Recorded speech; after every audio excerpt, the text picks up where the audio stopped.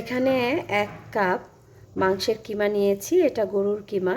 আপনারা চাইলে খাসি বা মুরগির কিমাও ব্যবহার করতে পারেন। আর কিমাটা চেষ্টা করবেন একদম মিহি করে করার জন্য, আর এর মধ্যে যাতে এক্সট্রা কোনো পানি না থাকে সেদিকেও খেয়াল রাখবেন। এখন আমি অন্যান্য ইনগ্রিডিয়েন্টসগুলো এর মধ্যে দিয়ে দিব। দিয়ে দিচ্ছি 1/2 কাপ মিহি কুচি করা পেঁয়াজ কুচি, 4টা কাঁচামরিচ, এটাকেও কুচি করে নিয়েছি। 1 টেবিল চামচ পরিমাণে ধনিয়া পাতা কুচি।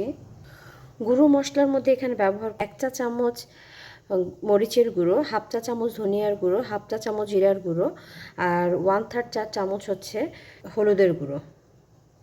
দিয়ে দিচ্ছি একটি ডিম। 1 পিস পাউরুটি নিলাম। পাউরুটিটাকে প্রথমে ভিজিয়ে নিয়েছি, তারপরে এটাকে হাত দিয়ে চিপড়ে যে পানিটা আছে সে পানিটা ফেলে তারপর আমরা এখানে পাউরুটিটা ব্যবহার করব। 2 টেবিল চামচ বেসনকে একটু টেলে নিয়েছি, এতে করে বেসনের যে কাঁচা ফ্লেভারটা আছে সেটা চলে যায়। দিয়ে দিচ্ছি স্বাদ মতো লবণ। আমি এখানে প্রায় 1 চা চামচের মতো লবণ ব্যবহার করছি। দিয়ে দিলাম 1 চা চামচ আদা বাটা আর 1/2 চা চামচ রসুন বাটা।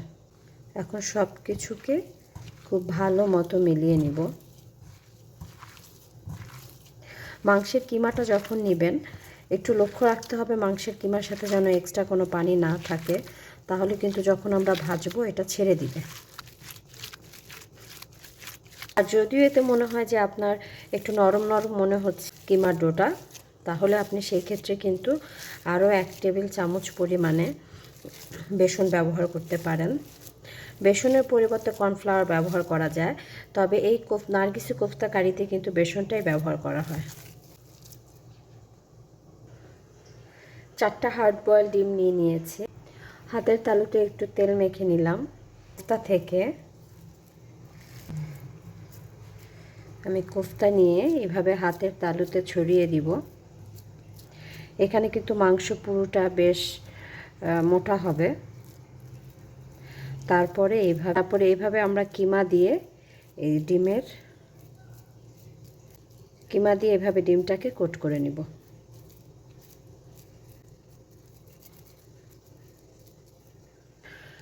একইভাবে আরও একটা নিয়ে নিয়েছি। প্রথমে কিমাটাকে হাতের তালুতে ছড়িয়ে নিলাম, আর তার উপরে ডিম রেখে তারপরে 2 হাতের তালুর সাহায্যে ডিমটাকে আমরা মুড়িয়ে দিব।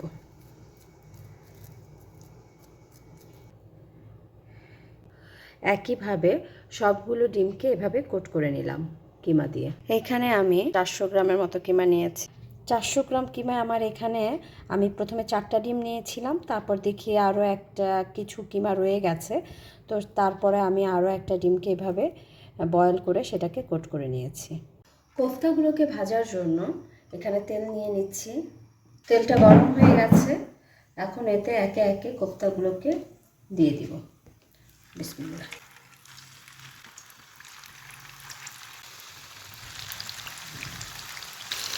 এক পাশে যখন লাল লাল হয়ে আসবে তারপর এটাকে আমরা উল্টে অন্য পাশে ভেজে নেব।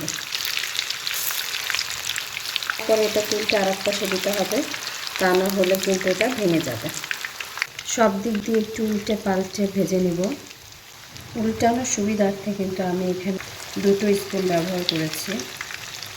কোফতাগুলো ভেজে নেওয়া হয়ে গেছে, এখন এগুলোকে তুলে নিচ্ছি।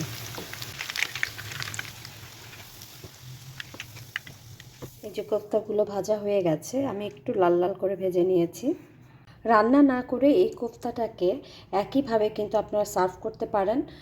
তখন এটা ইফতারের টেবিলে বা বিকেলের নাস্তায় বাচ্চাদের টিফিনে যে কোনোভাবে এটাকে আপনি দিতে পারেন। আমি একটা কেটে দেখাচ্ছি এর ভেতরটা কেমন হয়েছে। ভেজে নেওয়া তেল থেকে প্রায় 1/2 কাপ পরিমাণে তেল নিয়ে নিলাম। এটা যেহেতু একটা শাহী রান্না, তো এখানে তো ঘি ব্যবহারই করব। আপনারা চাইলে কিন্তু পুরো রান্নাটাই ঘি দিয়ে করতে পারেন। তো আমি এই তেলের মধ্যে এখন দিয়ে দিচ্ছি 1 টেবিল চামচ পরিমাণে ঘি। এখন এতে ব্যবহার করব গোটা গরম মশলা, 4 পিস এলাচ, 7-8টা লং, দিচ্ছি 1 টুকরো দারচিনি। যেই তেলটা আপনারা ভাজবেন কোফতা সেই তেলটাই ব্যবহার করার চেষ্টা করবেন, এতে করে কিন্তু মাংসের ফ্লেভারটা খুব সুন্দর আসে। মশলাগুলো একটু বাবলের সৃষ্টি হলে এতে দিয়ে দিচ্ছি বড় সাইজের একটা পেঁয়াজ কুচি।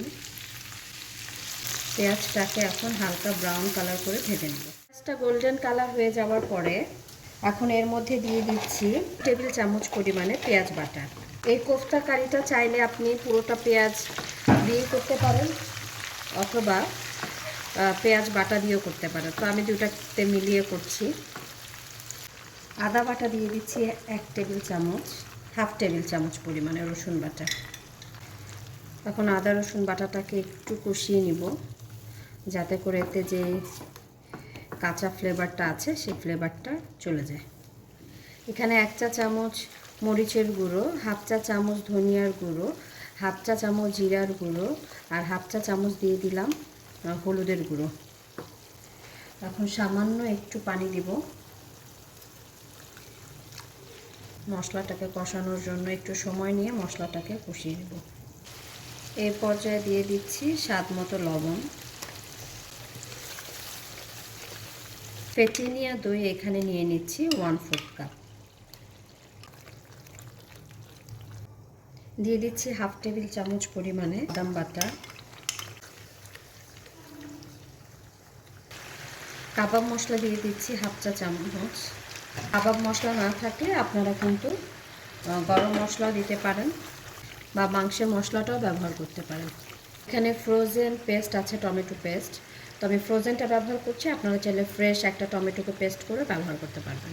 1 টেবিল চামচ পরিমাণে দিচ্ছি টমেটো পেস্ট।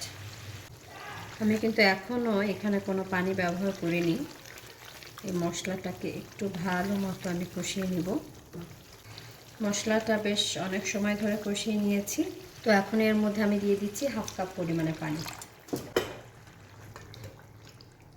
নার্গিসি কোফতা কারি গ্রেভিটা কিন্তু একটু পাতলাই হয়, আপনারা চাইলে এটাকে ঘন করেও গ্রেভি করতে পারেন, তবে অরিজিনাল রেসিপিতে এই নার্গিসি কোফতা কারির গ্রেভিটা কিন্তু পাতলা থাকে। বলক চলে এসেছে, এখন এর মধ্যে ভেজে রাখা কোফতাগুলো দিয়ে দিব। মিডিয়াম টু হাই আছে এই কোফতাটাকে রান্না করব। যেটা অর্ধেক করে কাটা সেটা কিন্তু আমি আর উল্টে দিব না, এটা ওইভাবেই থাকবে, কারণ উল্টাতে গেলে এটা ভেঙে যাবে। একটু উল্টে পাল্টে এখন এই গ্রেভির মাঝে কোফতাটাকে রান্না করব। ওর থেকে একটু গ্রেভি দিয়ে দিব। চুলার আঁচটা মিডিয়াম টু লোয়ের মাঝামাঝি রেখে এটাকে এখন ঢেকে রান্না করব 5-6 মিনিটের মতো। মাঝে একবার একটু নেড়ে দিব বা উল্টে দিব, যেহেতু বাদাম দেয়া নিচ থেকে লেগে না যায়।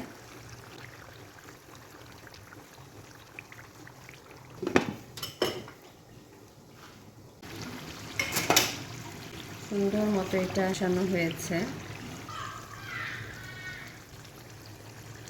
দিয়ে দিলাম 3টা কাঁচামরিচ।